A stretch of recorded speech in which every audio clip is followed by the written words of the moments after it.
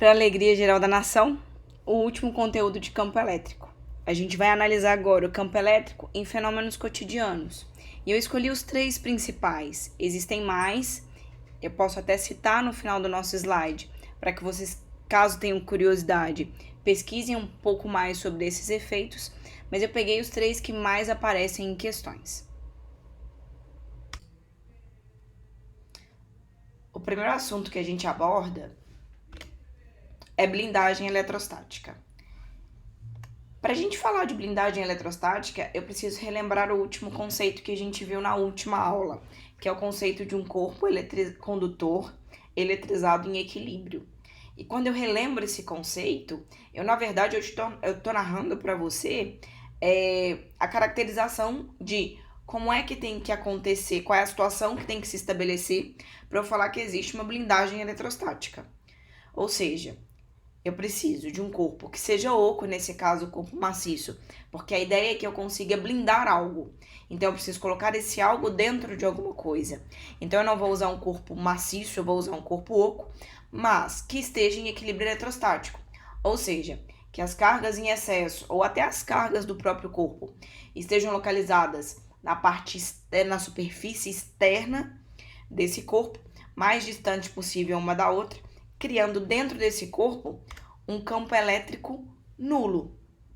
O que é uma blindagem eletrostática? É quando você envolve um corpo, uma determinada região do espaço, não precisa ser necessariamente um corpo, com uma malha condutora, e aí você consegue criar dentro dessa malha condutora uma região onde não há influência de campo elétrico externo, tá? E aí eu vou passar rapidinho para vocês um vídeo mostrando como é que acontece a blindagem eletrostática. Aí eu já tô lembrando o vídeo da última aula, onde eu te mostrei a formação de linhas de campo elétrico. E quando você cria uma blindagem, uma barreira com um condutor, dentro desse condutor não há campo elétrico. Dá uma olhadinha no vídeo.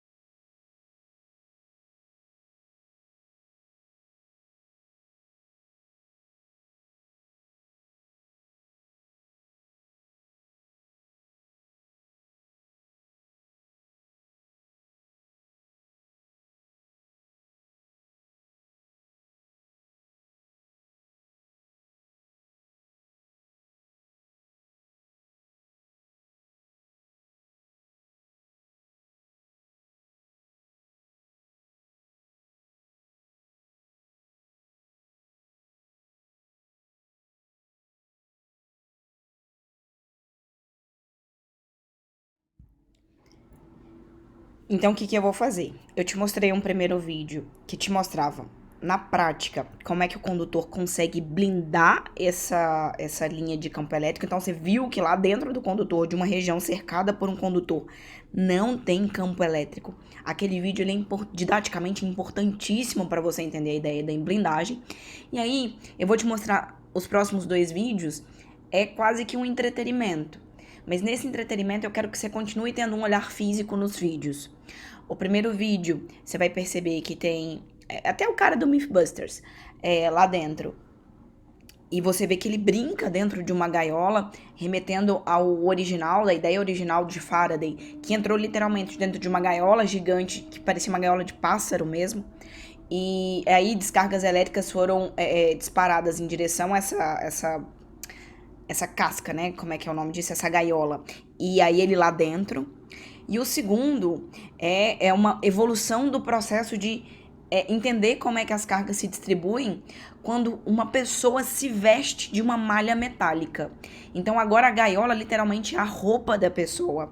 E aí é interessante entender que as cargas estão na superfície. Então encostar na parte de dentro da gaiola também não é um problema, porque ali não tem carga. Tá? Então aproveita esses 2 vídeos porque eles são maravilhosos.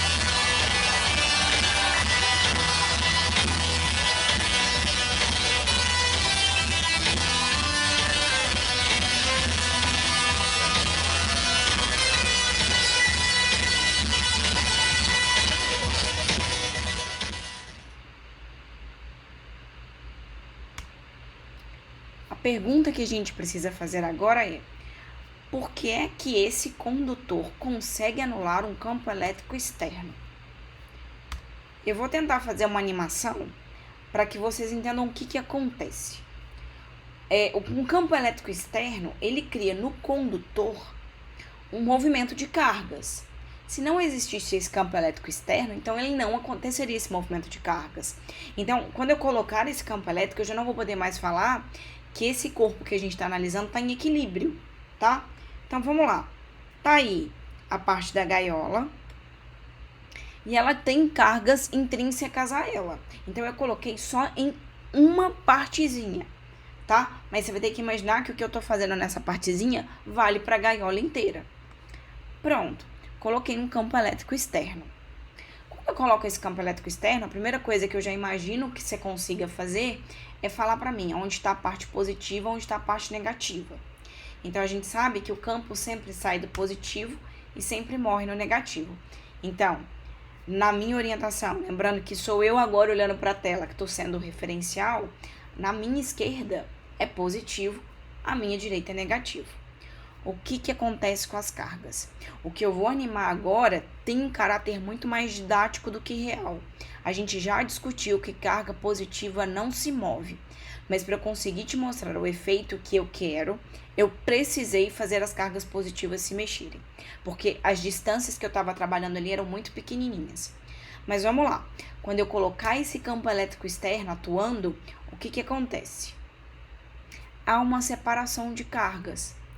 A carga negativa, e nesse caso é só a negativa realmente que se move, ela vai em direção aonde está o positivo. Só que se você perceber bem, eu acabei de criar um campo elétrico dentro da minha gaiola contrário ao campo elétrico externo. Quer ver? O campo elétrico externo, ele está saindo da esquerda para a direita. O campo elétrico criado por causa da polarização das cargas na gaiola está saindo da direita para a esquerda. E é por isso que dentro da gaiola, o campo elétrico externo ele é anulado.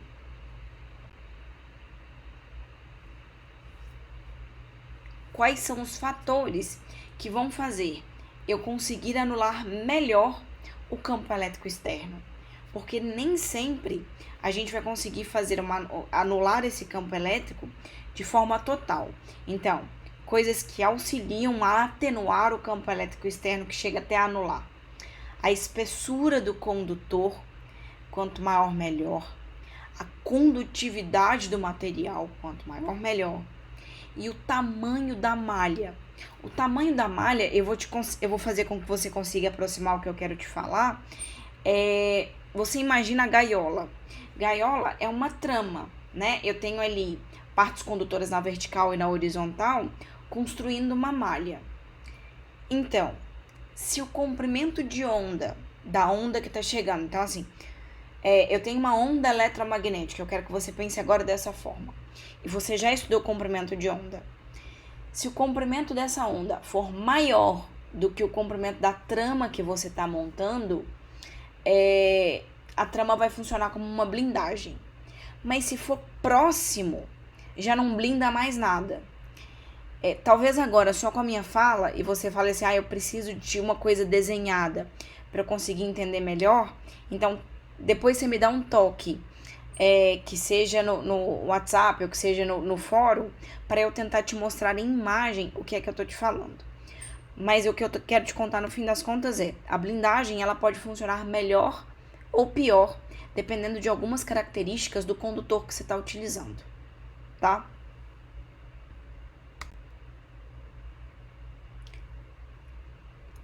Algumas aplicações.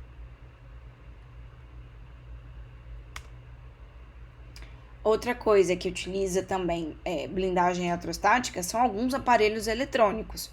Então, você perceber que existem aparelhos eletrônicos que ele tem uma capa metálica, ele é uma caixinha metálica. Então, vamos lá. Um exemplo são os DVDs. Existem uma série de dispositivos ali dentro que são tão sensíveis que um campo elétrico externo, se atuar, consegue produzir interferência dentro do seu sinal, tá?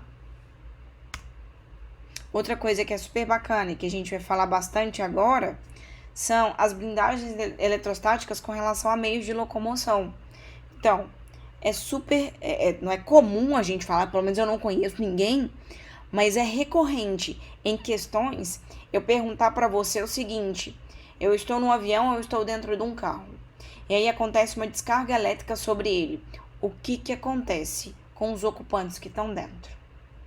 E em geral a nossa tendência, por sempre a gente entender que a descarga elétrica é uma coisa tão forte e tão prejudicial que é comum você falar que quem tá lá dentro vai morrer.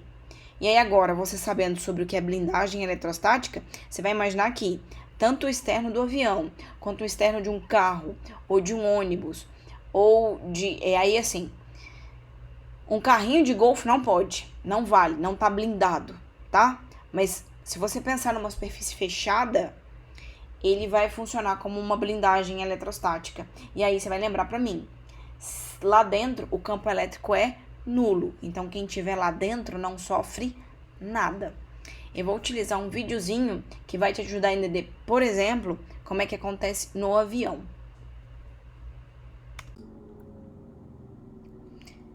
O próximo vídeo é a aplicação, a gente vai trabalhar então as duas possibilidades quando acontece uma descarga elétrica num carro ou acontece uma descarga elétrica num avião. E aí o interessante desse vídeo é que ele vai te mostrar como é que a estrutura do avião é preparada para que, se ocorrer uma descarga elétrica sobre o avião, ele manter as suas principais peças elétricas e mecânicas funcionando e, mais ainda, proteger a vida que está lá dentro, né? Que é o que é mais importante. Mas você já percebeu que dentro de uma gaiola, e aí o avião funciona perfeitamente bem quanto a isso, os passageiros não há interação nenhuma de carga elétrica com eles não recebem essa descarga elétrica. O grande problema é como é que o avião, sendo uma máquina tão importante, um meio de transporte, que a partir do momento que decolou, a habilidade técnica do piloto vale muito, como é que você não vai atrapalhar ou você não vai danificar um avião em pleno voo?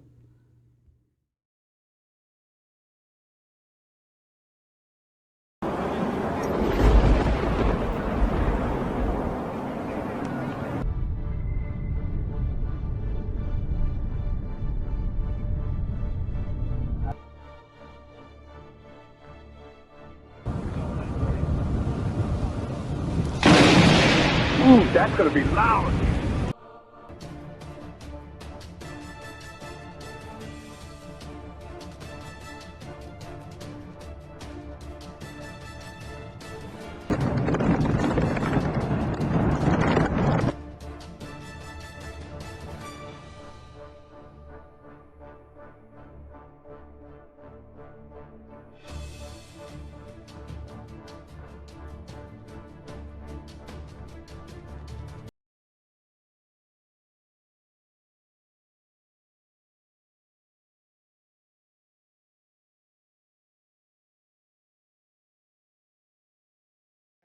Diz, as fotos e vídeos desse relâmpago na Islândia mostram exatamente como tudo deveria funcionar.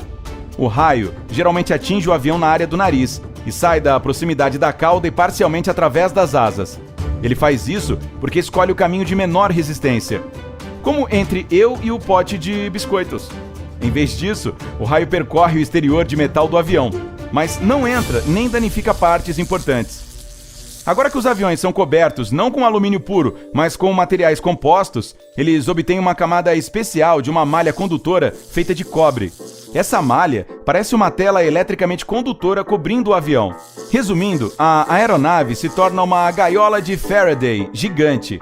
Esse é um mecanismo especial que o físico e inventor inglês Michael Faraday criou em 1836 para proteger dispositivos contra a radiação eletromagnética. Essa gaiola ainda é usada para o mesmo propósito e funciona de maneira bastante simples. Quando um campo eletromagnético externo atua sobre a gaiola, elétrons livres em seu metal começam a se mover. Essa carga é redistribuída ao redor do exterior da gaiola, anulando qualquer radiação que tente chegar ao seu interior. Mas proteger aviões contra raios não é só cuidar dos materiais externos. Os sistemas e cabos internos também são cobertos com malhas de cobre. Os tanques de combustível são preenchidos com gás neutro para não pegar fogo. E, por fim, para diminuir as chances de entrar no caminho de um raio, existem eliminadores de estática espaciais instalados nas bordas das asas. A descarga estática flui deles e sai para o ar. Graças a isso, o avião sempre fica com a carga neutra e, em primeiro lugar, não atrai raios. Caso o raio o atinja, provavelmente sairá pelo eliminador de estática.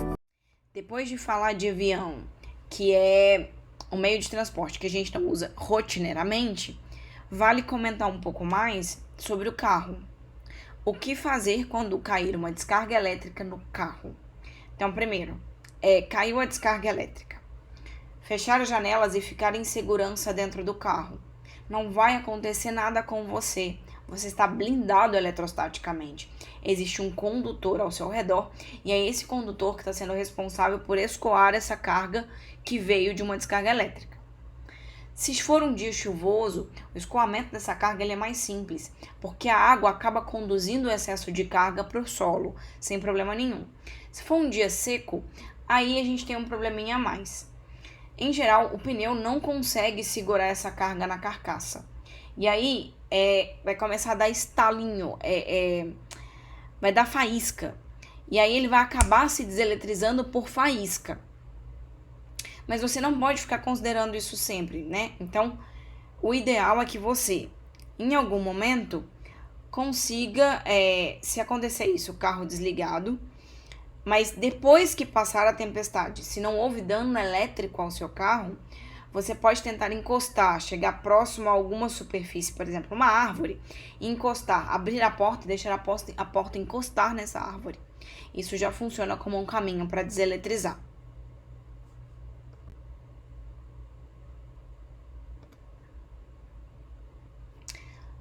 Outra coisa, você tá acontecendo uma tempestade, você tá vendo descargas elétricas acontecendo. Se acontecer, então assim, não utiliza nenhum aparelho elétrico, porque a corrente elétrica que passa pelo automóvel, se acontecer a descarga, ele pode queimar todos esses aparelhos. Então, rádio, GPS, e aí o que vai acontecer é que além de você poderia não ter tido dano nenhum, simplesmente só tivesse esperado, mas aí você decidiu ligar e esse excesso de carga que não foi, então assim, todo o sistema do carro não foi estabelecido para atuar com tanta carga assim, percorrendo os fios, você acaba causando um dano no carro que não aconteceria, tá? E o sistema, hoje em dia nós temos carros que são movidos quase todos, os sistemas quase todos ali são controlados eletricamente. Então, o que pode acontecer é o carro danificar. E aí, se esse carro danificar, não tem nem como você dirigir. Por isso é melhor sempre esperar.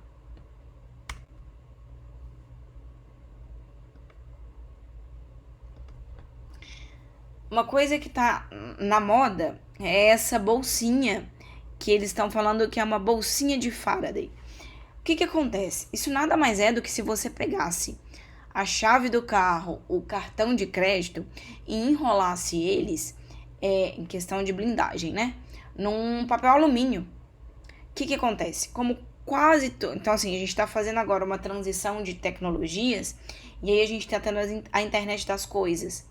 Então, o ladrão consegue copiar o código da chave do carro, de um carro elétrico, utilizando tecnologia.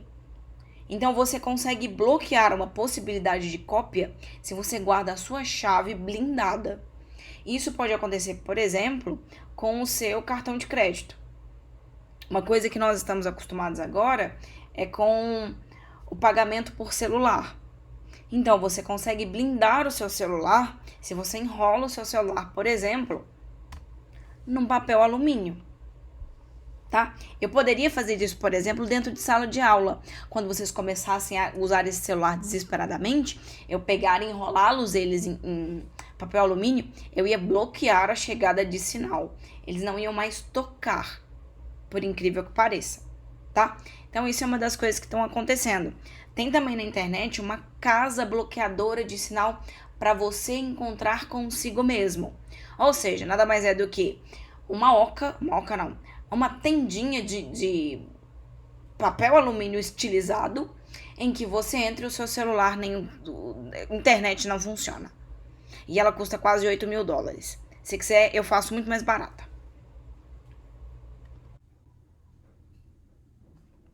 Outra aplicação interessante de blindagem eletrostática é quando eu preciso blindar fio. Então, nem todo fio necessariamente recebe blindagem eletrostática. O que todo fio condutor recebe, então pensando que todo fio é um metal e, portanto, sendo metal um excelente condutor, ele recebe uma camada de um isolante para que você não encoste no fio e receba um choque. Mas imagina que o que está passando por esse fio é uma informação que vai, por exemplo, para a sua TV. Então, não é simplesmente aquela energia que você precisa transportar para o seu liquidificador ou para o seu secador. É um sinal, é uma informação que está chegando que, se sofrer interferência, vai afetar o produto que você tá ofertando, né? Então, isso é o caso, por exemplo, do cabo coaxial de TV a cabo. Se você observar, ele, além de ter o condutor e um isolante, ao redor desse isolante tem uma malha condutora tubular, em forma de tubo, e ela funciona como uma gaiola de Faraday, para blindar qualquer agente externo, campo elétrico externo, que possa interferir no seu sinal e causar alguma distorção na sua imagem, tá? Então assiste o vídeo aí, ele é curtinho.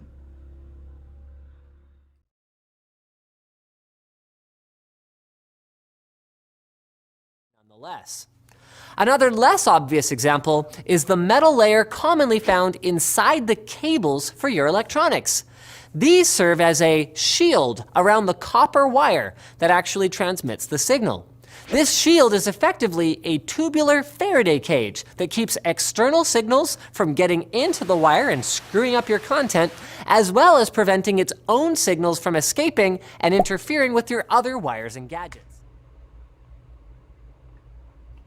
O que a gente vai fazer agora é a caracterização de como é que se comporta um corpo que possui pontas.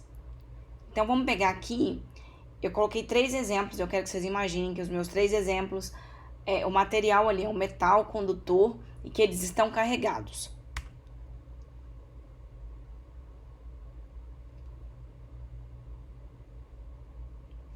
Então tá, eu tenho ali um material que é um corpo que é uma circunferência, um quadrado e um triângulo. O que eu posso perceber? Que a distribuição de cargas, ela vai depender da simetria do corpo. Se o corpo possui ponta, onde há ponta, há um acúmulo maior de cargas. E se tem mais carga naquele ponto, o campo elétrico ali é mais intenso. E se o campo elétrico ali é mais intenso, eu consigo ter um comportamento diferente na ponta do que no resto do corpo. E aí, eu vou ter 3 fatos que vão ser verdadeiros para quando um corpo está eletrizado e é pontiagudo. Primeiro fato, quando um corpo é carregado eletricamente, ele tem ponta, ele carrega mais fácil e ele descarrega mais fácil, sempre pelas regiões pontiagudas. E aí vem um fato interessante. É muito difícil um corpo com ponta se manter eletrizado. E aí eu vou te lembrar aquele vídeo do avião, porque o avião tinha pontinhas, e ele falando assim, o avião, ele permanece neutro, porque foi instalado nele pontas para fazer com que seja mais fácil ele escoar a carga em excesso, tá?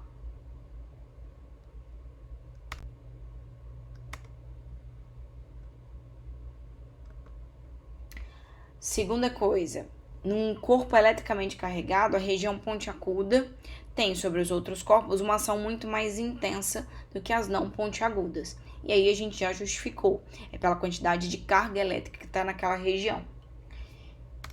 E terceira coisa, numa região pontiaguda, a eletrização ocorre mais facilmente do que uma região não pontiaguda. Então, falando nisso, eu consigo tirar várias coisas do seu cotidiano. Primeira coisa, é por isso que o para-raio é pontiagudo. Se numa superfície, então vamos lá, numa cidade, onde é que o raio vai cair? Ele tende a cair aonde há pontas. Isso não é uma obrigação. Raio cai onde ele quiser. Mas pela proporção. Então, assim, isso é proporcionalmente, ele cai muito mais em coisas pontiagudas do que coisas que estejam mais baixo, tá? Então, se você tá numa situação onde tá tendo chuva e tá caindo descarga elétrica, o que você deve fazer? Primeiro, você não pode ficar em lugares descampados, porque se você tá num lugar, por exemplo, lindo, numa colina, onde só tem graminha, a ponta é você. E aí, numa situação dessa, o que fazer? Bom, se já estiver acontecendo várias descargas elétricas naquela região, a ideia é que você se agache e abrace o seu corpo. Junte os pés, agacha e abraça seu corpo. Deitar não é interessante. Por quê? Porque como você não sabe aonde é que vai acontecer essa descarga ela pode ser fatal num raio de 30 metros.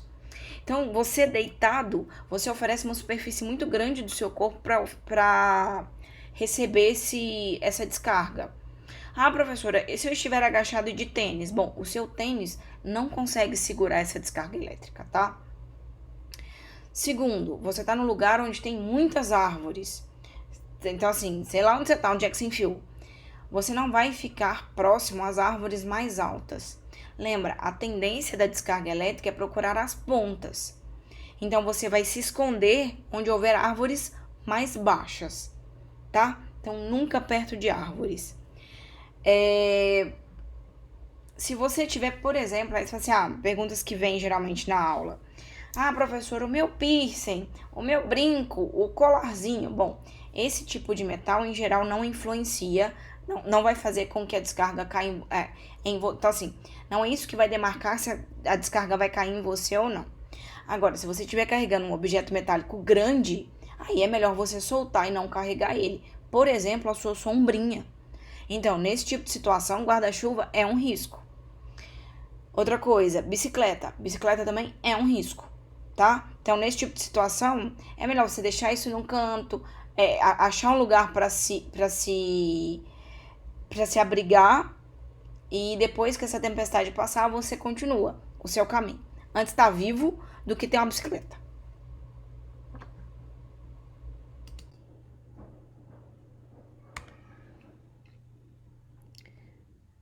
Uma coisa bem cotidiana é a gente, por exemplo, não conseguir separar o que é raio, o que é relâmpago e o que é trovão. Então aqui a gente vai fazer uma discussão breve com relação a esses três. O que é cada um, qual é a definição de cada um, tá? Primeira coisa que a gente vai falar é que a descarga elétrica ela só acontece por causa de movimento de massa dentro da nuvem. Principalmente porque a gente tem aqueles processos de subida de ar, de ascensão e descida de ar com relação à diferença de pressão, atrelada à diferença de pressão e temperatura dessas massas de ar. E esse movimento acaba ionizando partículas do ar e essas partículas vão ter movimentos de subida e descida, tá?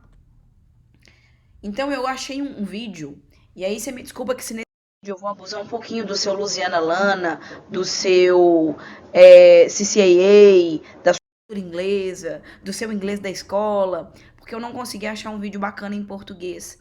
Então, é um vídeo em inglês, mas se você não tiver muita habilidade também não tem problema, porque as imagens são muito didáticas. E aí eu vou tentar, se possível, fazer uma narração por cima, tá? Ou fazer uma legenda. Mas o que me interessa aí é que você perceba que é o movimento das partículas das nuvens que vão conseguir produzir um processo de indução elétrica. Nós estudamos esse processo e agora ele é muito importante. Olha o vídeo.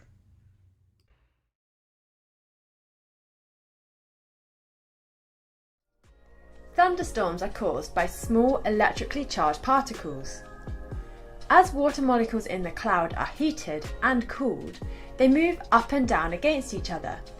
There is a separation of charge, forming two poles within the cloud. One part becomes negatively charged, and the other part becomes positively charged. Objects on the ground then become oppositely charged to the lower part of the cloud. This imbalance tries to resolve itself by passing current between the differently charged poles. Charged particles always flow in the direction where there are less particles of the same charge. This results in a lightning bolt. Sometimes the bolt will carry a positive charge and sometimes a negative charge. At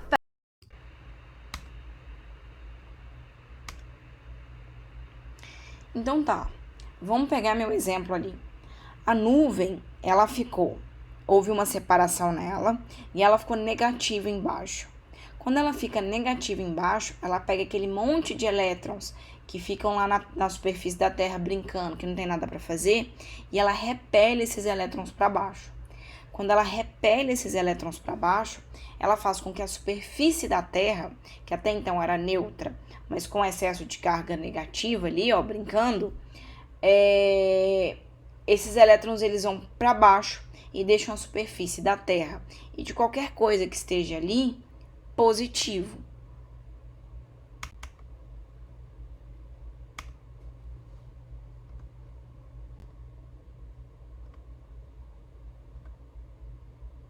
Raio. Então, o que vai acontecer é um raio. O raio é a transferência de carga elétrica entre a nuvem e a superfície da Terra ou entre a superfície da Terra e a nuvem. Pode acontecer dos dois jeitos, tá?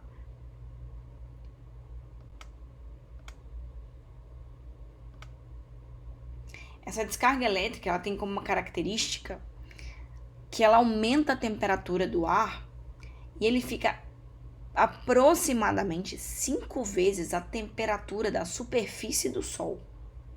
E aí eu vou te contar uma coisa. Quando você aquece um gás a uma temperatura desse ponto, você não tem mais gás. Você entra no que a gente chama de quarto estado da matéria. Você tem plasma. O que é plasma para a física? É o gás, só que ele está tão aquecido que ele perde elétrons, então ele se ioniza. Então é gás ionizado. E isso é que é plasma. Então, quando eu tenho gás ionizado, eu tenho aí o que eu preciso, o caminho que eu preciso para fazer a descarga elétrica. Então, essa alta temperatura produz duas coisas pra gente. Primeiro, o ar, quando ele está aquecido, ele consegue emitir luz. Ele faz aquela transição, então a gente vai lembrar dos níveis de energia de Bohr, ele consegue fazer com que os elétrons consigam mudar de níveis de energia e retornem emitindo luz. Quando eu emito luz, o nome disso é relâmpago. E a outra coisa que acontece é que ar aquecido expande, dilata. E ao dilatar, ele vai ter que empurrar o ar que não está ali aquecido, mas isso é tão rápido e isso é tão violento que o que você ouve é esse som de empurrando para criar espaço. Tanto é que ali no meio fica rarefeito. E aí, o que a gente tem como barulho é trovão. E aí, tem algumas dicas para eu te contar. Primeiro, você tá fora de casa e sentiu formigamento nos dedos, corre para casa porque vai acontecer uma descarga elétrica. Se você conseguiu ouvir o trovão, é porque você está próximo da descarga. Então, de novo, você está numa região que pode estar sofrendo descarga elétrica. Tá bom? E agora, queria eu te contar para você adivinhar. Acabou campo elétrico nesse exato instante. O que a gente vai fazer agora é continuar para o último conteúdo de eletrostática, que é potencial elétrico. Para a gente fazer isso, eu vou te passar um resuminho de trabalho mecânico, para que quando eu comece a falar com você de trabalho em um campo elétrico, a gente já esteja alinhado. Duas coisas. Se você quiser pesquisar, existem 2 efeitos que a gente não trabalhou nesse slide, mas também são relativos a campo elétrico. Um deles é o efeito corona, e o outro é a ionização do ar. A gente falou um pouco sobre ionização do ar, mas você pode procurar um pouco mais sobre isso. Qualquer dúvida, pode me procurar, pode mandar WhatsApp, pode mandar e-mail, pode mandar mensagem no Teams. Beijo e até mais. Ai, dá uma curtida aí no nosso canal, dá um sei lá o que. Mentira, gente, é porque eu não aguentei.